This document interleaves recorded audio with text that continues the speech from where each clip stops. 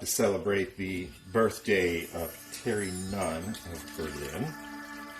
This is her recipe for a smoothie. It calls for a cup of orange juice, 1 frozen banana, 4 or 5 pitted dates. I'm going to put 6 today. I have my reading. And a handful of frozen fruit. Very simple.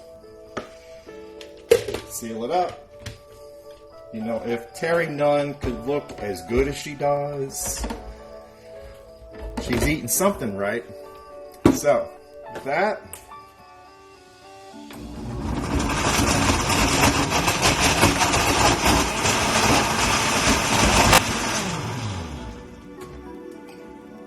you gotta blend it up for a few minutes. You know, it's frozen fruit.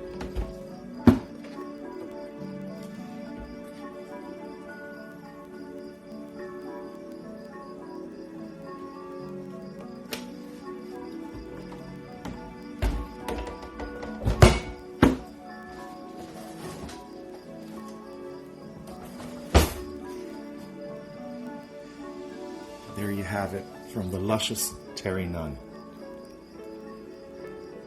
Yes.